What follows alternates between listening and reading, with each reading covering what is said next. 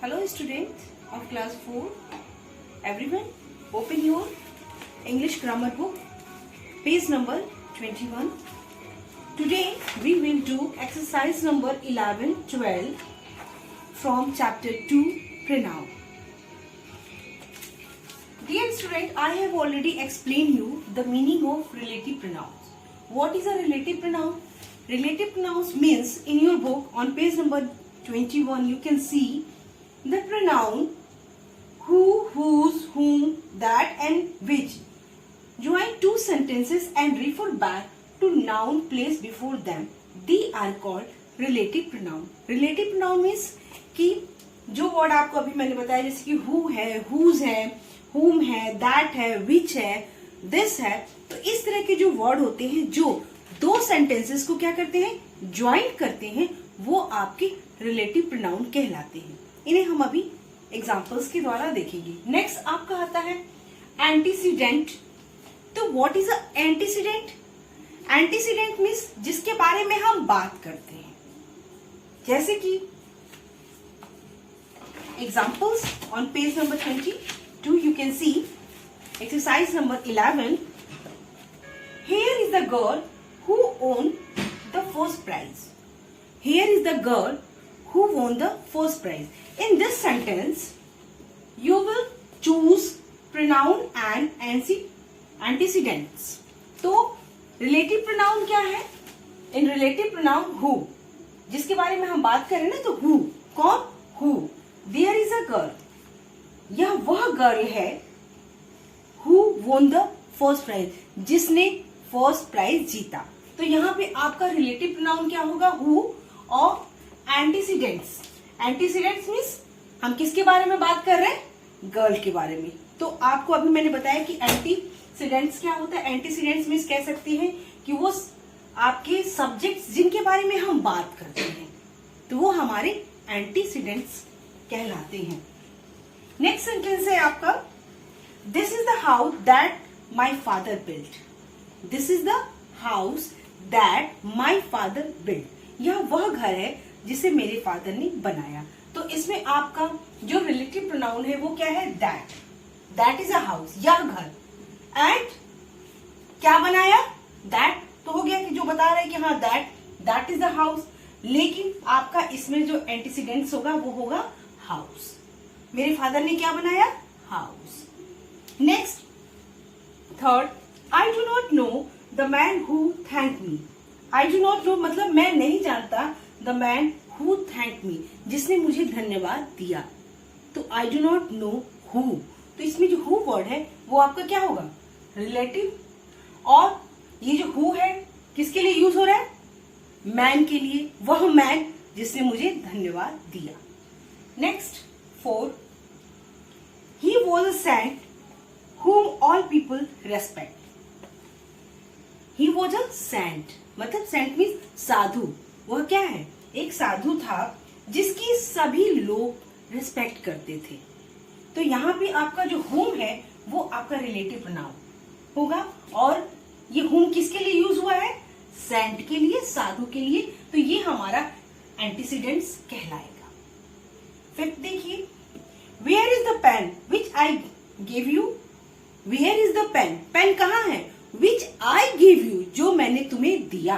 तो इसमें आपका क्या है? विच आ गया कि वेयर इज अ पेन किसके बारे में? विच बताएंगे आपको. रिलेटिव प्रोनाउन मतलब कि विच, होम, हु, दैट, हु. और ये विच वर्ड किसके लिए यूज हो रहा है? पेन के लिए.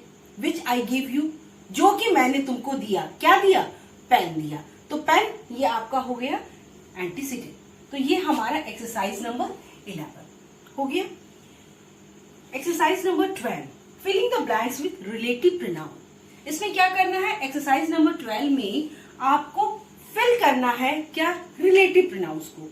तो सबसे पहला है आपका the snake dash which you has been killed. वो स्नेक जिसने तुमको काटा था वो क्या हो गया? वो जो है मारा गया. तो इसमें आपका जो रिलेटिव प्रोनाउन है द स्नेक दैट. तो पहले वाले में आपका क्या हो गया? That which you has been killed. Second, this is the box that I bought yesterday. यह वह बॉक्स है जिसे मैं कल लेकर आया।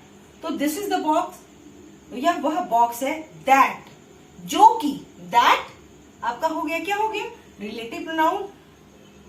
Third, the house in which I give is a good one. The house which I live is a good one, मतलब वह घर जिसमें मैं रहता हूं जो कि बहुत अच्छा है। तो इसमें जो विच वर्ड है ये आपका रिलेटिव प्रोनाउन है। These are books which I have read. यह वह बुक्स हैं जिन्हें मैं पढ़ता हूं। तो इसमें भी आपका जो which है वो आपका क्या है, रिलेटिव प्रोनाउन है।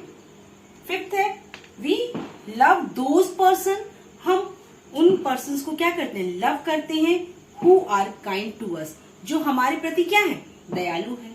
तो इसमें भी हम which फिल करेंगे और who फिल करेंगे और who हमारा क्या हो गया, रिलेटिव प्रोनाउन। इस तरीके से एक्सरसाइज नंबर 12 में you will fill that, which and who। Now look see exercise number 13। Join each pair of sentence into one sentence. Look, exercise number 13.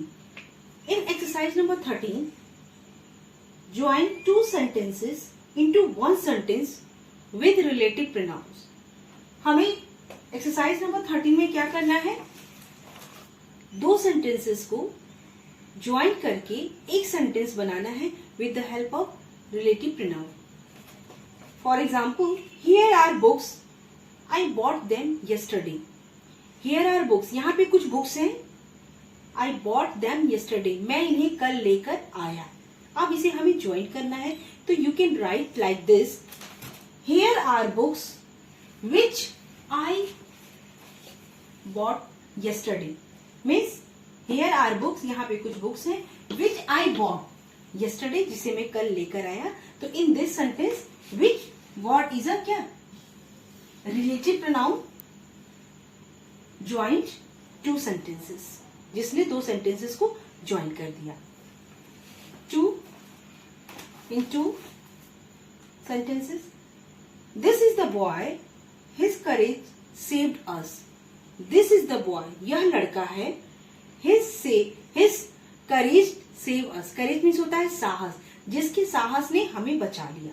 वैसे हमें क्या करना है, फिर से वैसे ही हमें रिलेटिव नाउन की हेल्प से एक करना है।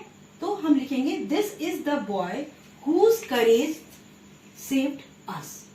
This is the boy whose courage save us. In this sentence whose word joint two sentences. इस तरीके से with the help of relative noun we will join two sentence and write in one form. एक form में, एक sentence में हम उनको लिखते हैं। Like this in a homework you will write yourself, अपने आप लिखेंगे sentence number 3rd, 4th, 5th and 6th।